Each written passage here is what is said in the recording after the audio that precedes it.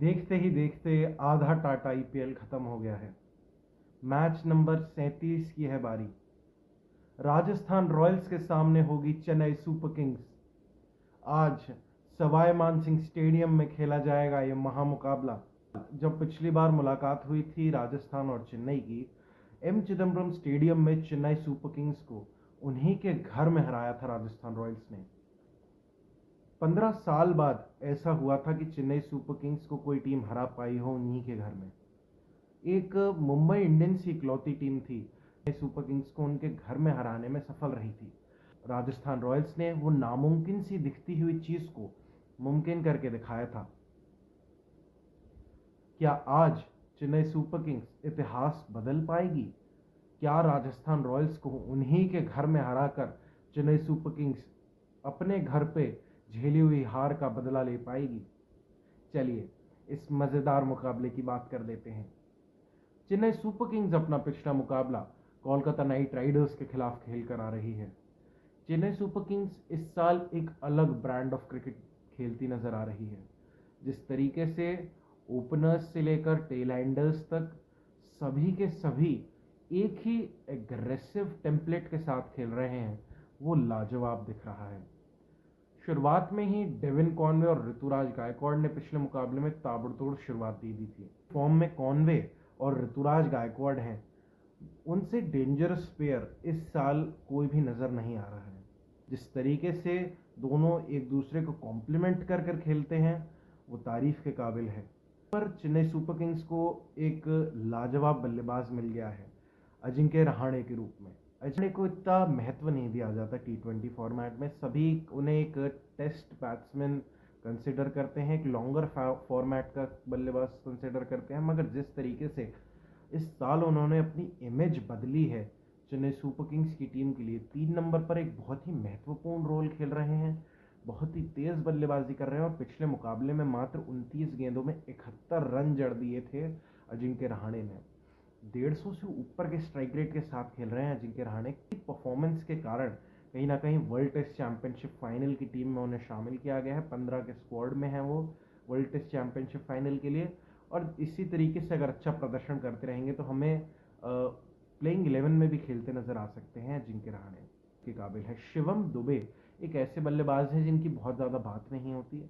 टी20 format में भारत के लिए भी बहुत कम उम्र में डेब्यू कर लिया था उन्होंने। उसके बाद कुछ खराब प्रदर्शनों के चलते टीम से बाहर गए। चेन्नई सुपर किंग्स के लिए अभी तक कमाल का परफॉर्म किया है। तरीके से चेन्नई सुपर किंग्स की मिडिल ऑर्डर को बांध लिया है शिवम दुबे ने। बेन स्टोक्स की कमी महसूस ही नहीं होने दे रहे। बेन स्टोक्स इस टीम में थे, ये भी किसी को अब याद नहीं है। जिस तरीके से बल्लेबाजी कर रहे हैं शिवम दुबे, लाजवाब कमाल बल्लेबाजी कर रहे हैं। इतने छक्के लगा रहे हैं, इतने लंबे लंबे शॉट्स खेल रहे हैं, इतने बलशाली हैं शिवम दुबे। जिस तरीके से बल्लेबाजी कर रहे हैं सभी गेंदबाज अभी तो बहुत डर में है शिवम दुबे से कि भाई शिवम दुबे के सामने आए तो मार जरूर पड़ेगी। जब गेंदबाजी करने के लिए चेन्नई सुपर किंग्स आई थी कोलकाता नाइट राइडर्स के सामने, तब आकाश सिंह ने लाजवाब शुरुआत दी थी। आकाश सिंह एक बहुत ही टैलेंटेड तेज गेंदबाज नजर आते हैं। लेफ्ट हैंडेड पेस बॉलिंग करते हैं। 135-140 की उनकी एवरेज स्पीड रहती है। और जिस तरीके से गेंद शुरुआती ओवर्स में स्विंग होती है उनकी, वो बड़ी ही तारीफ के काबिल बात है। तुषार देशपांडे पिछला मुकाबला खेले थे, थोड़े से एक्सपेंसिव साबित हुए थे मगर 2 विकेट्स लेने में वो भी सफल रहे। चेन्नई सुपर किंग्स के लिए जो भी खिलाड़ी खेल रहा है वो 100% काम करके दे रहा है चेन्नई के लिए। ये बहुत अच्छी बात है इस सीजन में। और कहीं ना कहीं महेंद्र सिंह धोनी का मैजिक भी है। गेंदबाजी में हर मैच में कोई ना कोई नया स्टार मिल रहा है चेन्नई को। महेश तीक्ष्णा ने लाजवाब गेंदबाजी की, मात्र 8 रन की इकॉनमी से रन दिए, विकेट्स भी चटकाए।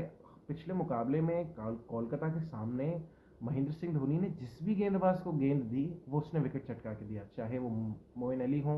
मोइन अली को तो 20 रन भी पड़े एक ओवर में, मगर उसके बावजूद भी वो विकेट लेने में सफल रहे थे। रविंद्र जडेजा भी विकेट लिया उन्होंने। तीक्ष्णा, पथिराना जिस तरीके से गेंदबाजी कर रहे हैं उनकी बात करना बहुत ज़रूरी है। डेथ ओवर्स में यॉर्कर्स बहुत लाजवाब तरीके से एग्जीक्यूट कर रहे हैं पथिराना। और जिस तरीके के गेंदबाज हैं वो थोड़ा अनऑर्थोडॉक्स एक्शन है, मलिंगा के जैसी गेंदबाजी करते हैं वो। और उनकी तरह ही यॉर्कर्स बहुत अच्छी हैं उनकी, बहुत सटीक यॉर्कर हैं। इसी तरीके से पति राणा अगर अच्छी गेंदबाजी करते रहेंगे चेन्नई के लिए, तो एक बहुत बड़े एसेट बन सकते हैं वो आने वाले सीजन्स में भी सीएसके के लिए। चलिए अब राजस्थान रॉयल्स की बात कर लेते हैं। राजस्थान रॉयल्स जब सीज़न स्टार्ट हुआ था तब मैंने कहा था कि राजस्थान रॉयल्स इस सीज़न की one of the most balanced team में से एक है, one of the strongest teams में से है। जिस तरीके से शुरुआत हुई थी सनराइजर्स हैदराबाद के खिलाफ उनके सीज़न की, वो बहुत लाजवाब था। एक तरफा मैच हराते हुए आ रहे थे वो, सभी को पंजाब किंग्स के सामने हार झेलनी पड़ी थी, 5 रन से हारे थे राजस्थान रॉयल्स अपना जो पहला मैच हारे। उसके बाद लखनऊ सुपर जायंट्स से सवाई मानसिंह स्टेडियम में हारी थी राजस्थान रॉयल्स। और जिस तरीके से वो मुकाबला खेली, राजस्थान एक वक्त तक तो 84 रन पर एक भी विकेट नहीं था, और फिर पावर प्ले के बाद जब इतनी अच्छी पार्टनरशिप हो गई थी उसके बाद झटके से विकेट्स गिरते रहे और फिर राजस्थान एक पल पे ऐसी स्थिति में फंस गई थी जहाँ से निकलना उनके लिए नामुमकिन हो गया था। पिछले मुकाबले में भी कुछ ऐसा ही हुआ। जब Rajasthan Royals royal Challengers Bangalore के सामने खेल रही थी तब शुरुआत में गेंदबाजी करते हुए ट्रेंट बोल्ट ने पहली ही गेंद पर रॉयल चैलेंजर्स बैंगलोर के सर्वश्रेष्ठ बल्लेबाज विराट कोहली को आउट करके पवेलियन भेज दिया था। उसके बाद शाहबाज अहमद को अगले ओवर में जिस तरीके से आउट किया ट्रेंट बोल्ट ने, वो भी लाजवाब गेंद पर आउट हुए थे, फंसाया था उन्हें भी ट्रेंट बोल्ट ने अपनी गति से।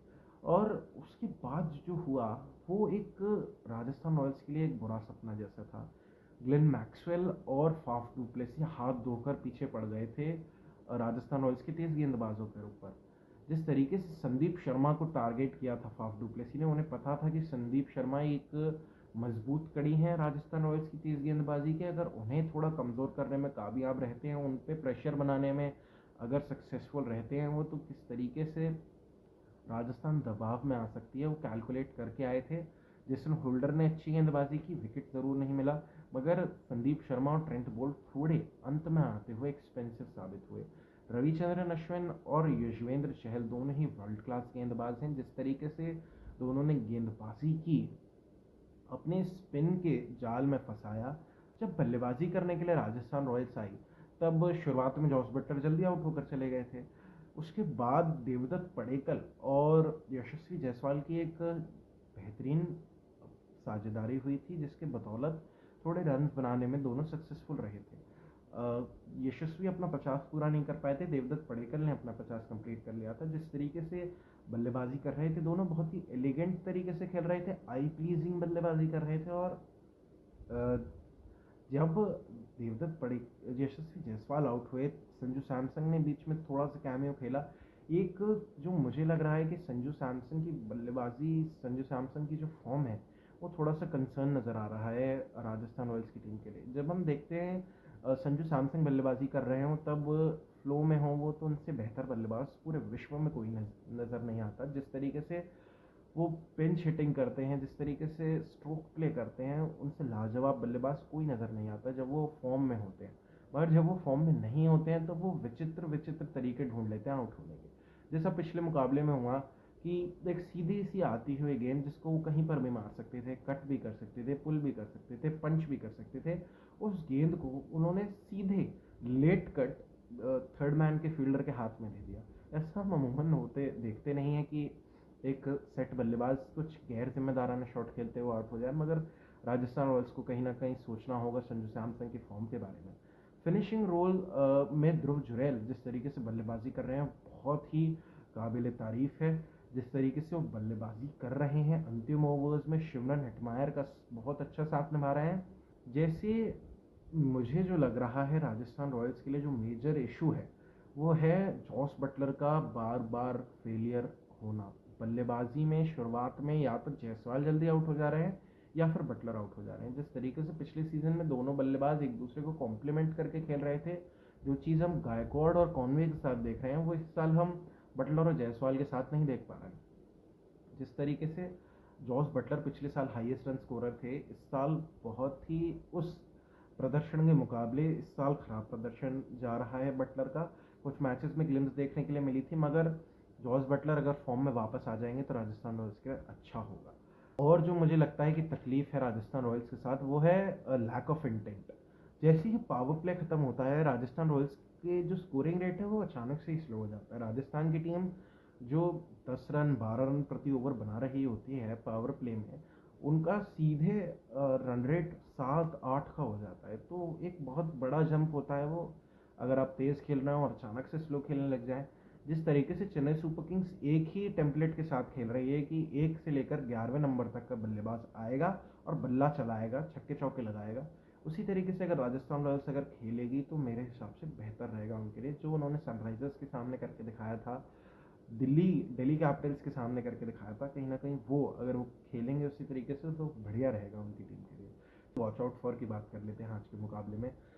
मुझे लगता है चेन्नई सुपर किंग्स के लिए आज मोइन अली कुछ कमाल करके दिखा सकते हैं। मोइन अली का बल्ला इस सीज़न थोड़ा शांत रहा है, खेलने का मौका इतना नहीं मिला।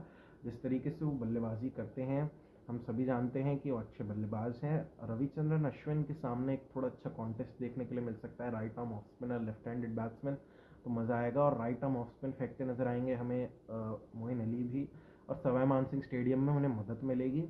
जिस तरीके से वो गेंदबाजी करते हैं, अगर अच्छी गेंदबाजी करेंगे सवाई मानसिंह स्टेडियम में, तो चेन्नई सुपर किंग्स के लिए बेनिफिशियल रहेगा। अगर राजस्थान रॉयल्स के लिए बात करें तो मुझे लगता है कि आज के मुकाबले में जॉस बटलर को कुछ करना ही होगा।